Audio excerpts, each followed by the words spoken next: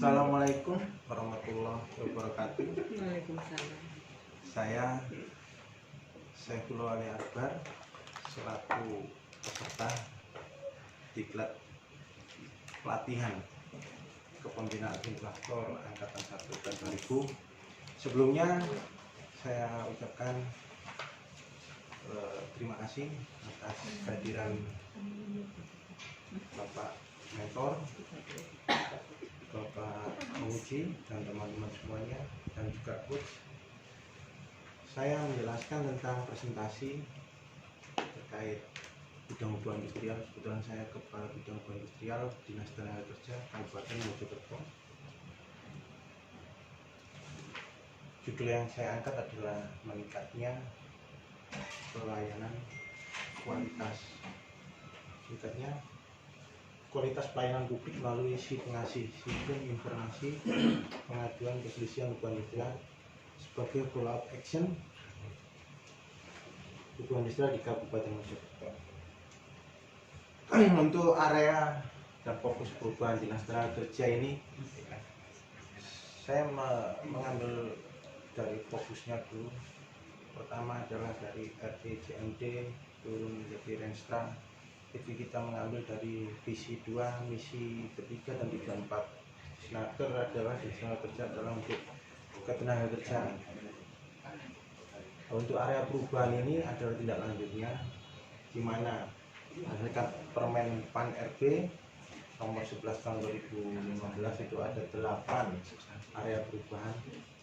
Saya mengambil 2 area perubahan, yaitu pelayanan publik dan akuntabilitas, di mana ini sesuai dengan materi pembelajaran kita.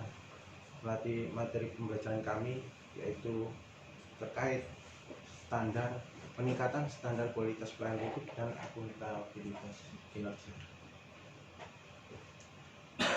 Untuk tujuan, di mana tujuan itu kita mengambil dari tujuan jangka pendek, jangka menengah, jangka panjang, sebagaimana dari visi misi sampai turun ke tujuan di Snaker, di mana ada tujuan 4. Yang pertama, penerapan dari tujuan 4 yang di RPJMD dan setelah tujuan keempat itu adalah kita tahapkan 3.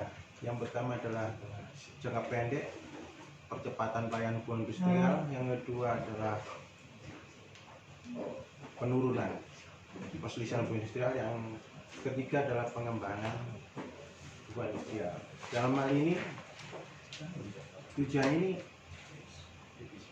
supaya bisa berjalan lancar, kita harus memperhatikan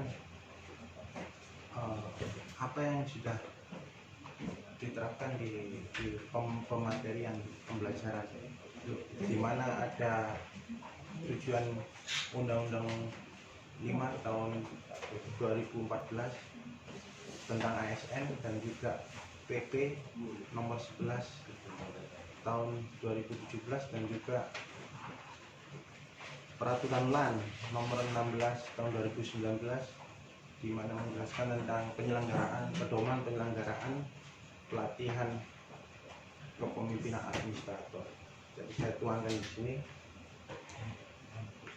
Untuk masalah, saya menerapkannya dari yang namanya AKPL, USG, hanya merujuk ke 1 dan dijadikan menjadi saran kebijakan dan solusi untuk mencari inovasi apa yang cocok diterapkan, yaitu inovasi terkait bagaimana mempercepat dalam jangka pendeknya, mempercepat pelayanan.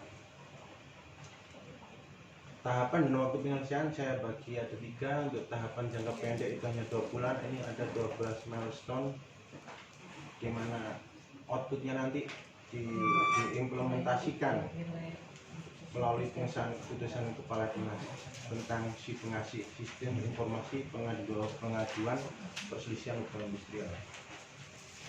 Untuk jangka menengahnya 6-7 bulan ini kita melakukan monitoring apa yang telah terjadi di jangka pendek.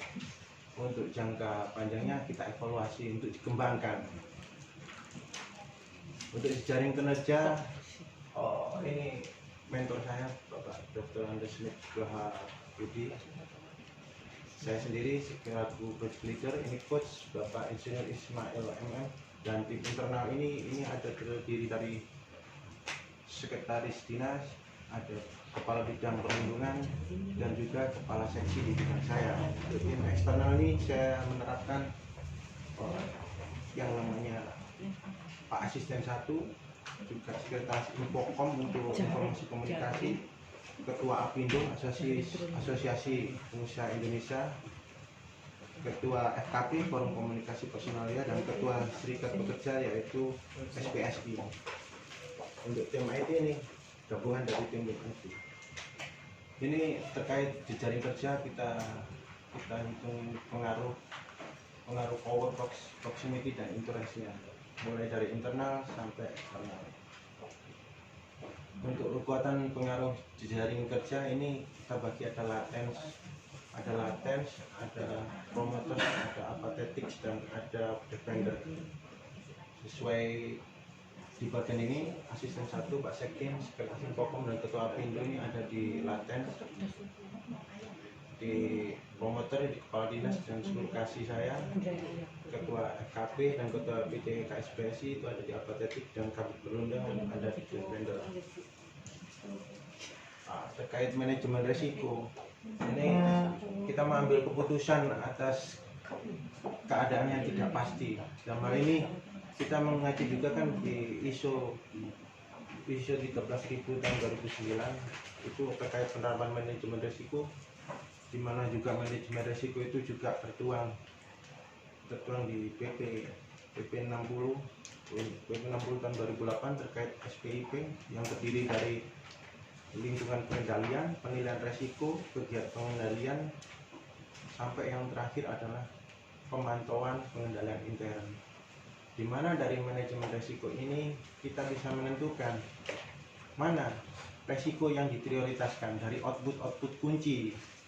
Di milestone itu kita ambil output kunci, dan di situ ternyata saya menemukan yang dalam keadaan saat ini yang memungkinkan risiko tertinggi adalah dari analisa dan perhitungan kami adalah terkait rapat koordinasi karena adanya virus COVID-19 atau 19. Jadi untuk pelaksanaannya mungkin perlu dipertimbangkan, dan solusinya adalah menjadwalkan juga melakukan secara online. Untuk yang terpenting adalah di sini quote dari saya. Pemimpin yang sering melakukan manipulasi aturan sebagai alat pembenar adalah penyimpang. Yang dilakukan pasti akan menjadi role model bagi organisasi yang dipimpinnya. Jadi pada dasarnya kita dididik di sini sebagai pemimpin. Jadi jangan terlalu sering melakukan manipulasi, apalagi pemimpin yang sering melakukan manipulasi ini pasti akan menjadi role model organisasi yang kita pimpin. Sekian, saya Saifullah Ali Akbar, 2020 Balai Diklat PKA Mojokerto. Yes, jos, luar biasa.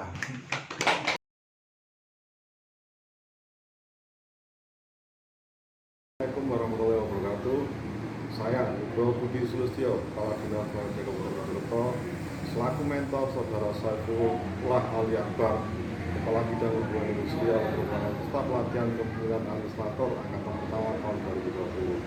Dengan ini saya menyatakan siap mendukung dan siap mengawal terhadap aksi perubahan dengan judul meningkatnya kualitas pelayanan publik melalui si pengasih atau sistem informasi pengaduan pengisian hubungan industrial sebagai follow up action pelayanan hubungan industrial di Kabupaten Mojokerto yang disusun dalam upaya meningkatkan kinerja organisasi. Terima kasih.